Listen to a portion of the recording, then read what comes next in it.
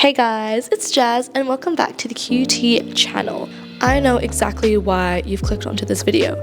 So think about it. You've just enrolled in your classes, you just got your timetable, and you probably have just went to your welcome week and starting your first few classes of uni and whatever. But you're probably thinking, what's next? I've got all these classes that I've got to go to, I've got all this assessment that I don't even know when they're due, and I also don't know if I have time to do all of this. So I am here to give you some tips and tricks on how to become the academic weapon that you've been manifesting to become in 2024 this year. And we're starting right now. Before you can even start studying, getting ready for everything, you need to organize your timetable and your schedules.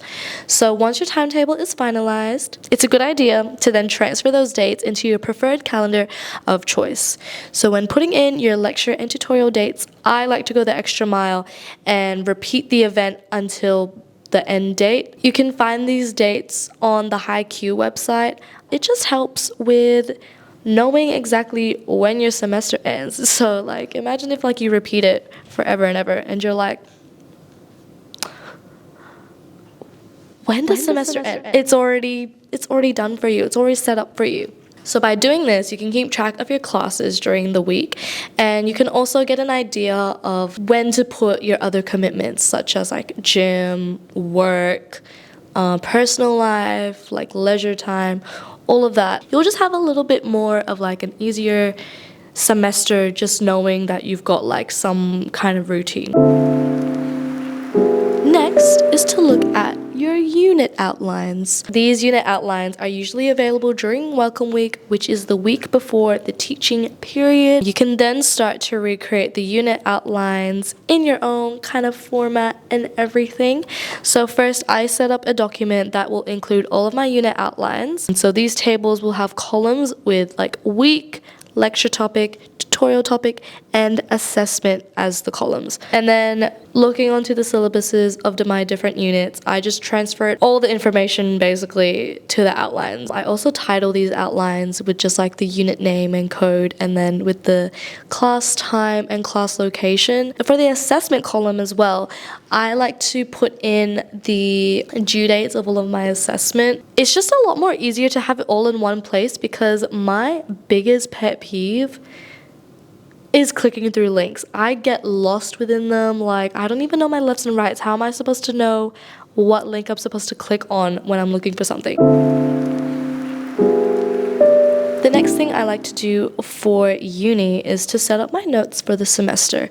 So use any form of note-taking. Some people use Google Docs, some people use Microsoft Word, some people use OneNote, GoodNotes, Notion. Some people also use pen and paper. Don't judge. I just wish I had your resilience. I usually separate my notes into different documents where my lecture notes and my tutorial notes will have their own documents for each unit, just so it's all neatly organized, because I'm very, very, very, very organized like that. Or I like to think I am. I also title the lecture topics and the tutorial topics beforehand. It's also helpful to include the unit name, unit code, room location, class time again, and as well as the contact information of your tutor and your lecturer. It's just a lot easier just for me to keep track of everything. It's just, honestly, it's just a bit of convenience for me. I don't really like being behind in notes and everything. Some tutors, they like to skip through the title page. I've already missed the title page, and then guess what? Then I'm going on to the Canvas to find the lecture slide, and then guess what? They've already skipped on to the next one, and I've already missed the notes of that one. By getting it all done in the first few weeks, just makes it so much more easier. I feel I'm over exaggerating, but it's a very valid concern. So by having your notes all set up ready for you to go, all you have to do is just write the notes. It's just good. That was a massive tangent. Anyways, Now, I've talked about this before on our TikTok page. Give it a follow if you haven't already. But here is how to make an assessment timeline so that you can keep track of your assessment.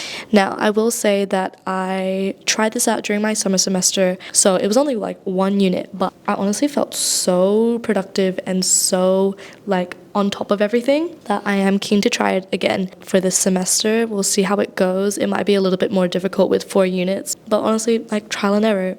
We're trying to become academic weapons, are we not? So basically, this method is especially helpful when you're doing like your 2,000 word or 3,000 word assignments and blah, blah, blah and whatnot. So basically, all you need to do is look at your assessment task, the due date, and the requirements of it. With these 3 things, I would start making mini deadlines of writing my assignment that will eventually lead up to the final due date. Tutorials will sometimes cover content relevant to the assignment, so they'll like put it like side by side kind of thing. So it helps you keep on track of like, okay, so we're doing this in the tutorial, I should have this done by next tutorial, and it's for the assignment. It's actually really helpful. Some unit coordinators do that, and I absolutely love them for that. But you also need to make sure that these mini deadlines can be achievable. They can be like as simple as like plan section 1.1 and plan section 1.2 and then write up section 1.1. Literally so easy. And then the next day you can be like, write section 1.2 and then find secondary research for section 2.0 and then write up a plan for 2.0. Like so simple, but I promise you it will make it so much more easier in the long run, because if you really think about it, just writing the intro in like week 1 or 2 of the semester is a lot more easier than writing the intro, the research methods, the methodology, the discussion, the evaluation, the critical analysis, the background research, and blah, blah, blah, blah, blah. all in like week 6 when your assignment is due. Also, another thing I like to do is make my timelines finish at least 2 days before the due date. It just helps me mentally prepare myself that I need to get this done ASAP. And this is also including the 48-hour extension. As long as you've got like majority of your stuff done by like your mini deadlines, you'll be fine. Like you'll be prepared. And remember guys, we're learning how to become academic weapons here. There's no time for procrastination, no time for excuses, none of that. We're gonna be academic weapons and we're gonna do it well, and we're gonna try, and we're gonna do our best. Lastly, I'm gonna give you some tips on how to create good study habits. Everyone has their own form of studying, so basically it is your job to figure out what works best for you, what you like, what you don't like. For example, some people like to study at home and other people like to study on campus. For me, I like to study on campus because I just like being surrounded by people who are also studying. It just helps make me feel a lot more motivated to actually do my work. Another example, some people like to study with others and some people like to study by themselves. For me, I am the biggest yapper. I will always talk no matter what, so I do like to study by myself. If I study with my friends, I'm not studying. That's just like the end of it. Like it's done, it's over, like that's end of the story. Sometimes even I will not tell my friends where I am if they happen to be on campus, because I know that if they come to me, I'm going to start yapping and I want to do work, so I just don't tell anyone that I'm on campus or anything like that. But, you know, that works for me, might not work for you, but again, you guys just have to experiment and see, like, what's going on, like, what works for you and what doesn't. So I've got some 3 tips to share with you guys. First tip is listen to non-lyrical music. So I know people who listen to classical music, lo-fi, hip-hop, even like white noise. But for me personally, I listen to Nintendo music. I don't know, I can smash out a whole assignment just listening to like a 3-hour long video. I don't know, that's just me. But for you, just gotta figure it out. Second tip is to leave your phone behind, do not disturb, switched on. Just trying to remove as many distractions as possible. Can just be as simple as putting your phone in your bag, putting your phone in a different room. I will say I am a huge, offender of checking my phone while I'm studying. I just always have the constant need to look through my phone, scroll through my phone, look at the notifications. I think it's a bit of an addiction, but we're trying to get past it. Anyways, do not disturb is just going to be your best friend this year. Like, remember guys, we're trying to become academic weapons here. and procrastination is a big no-no. Last tip is to use the Pomodoro technique. I feel like most of you guys have already heard about it, but I'm just going to repeat it again for those who don't. Pomodoro technique is when you study for 30 minutes on and then have a 5-minute break and then go back to 30 minutes studying and then have another 5-minute break. Have the 30-minute intervals like 4 times, then you can have a longer break for like 10 to 15 minutes.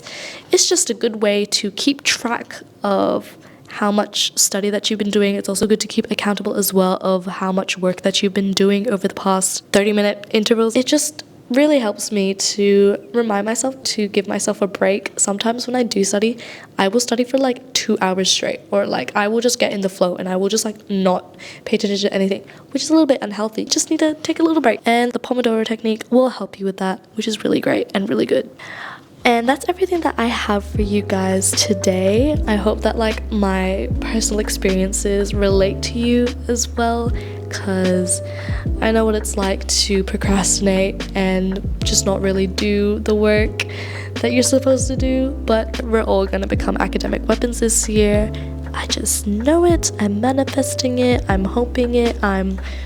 We're gonna work towards it. And if you want to watch more videos like this, don't forget to comment, like, and subscribe to the QUT channel, otherwise known as QUTube. I know, really cute. And we shall see you next time.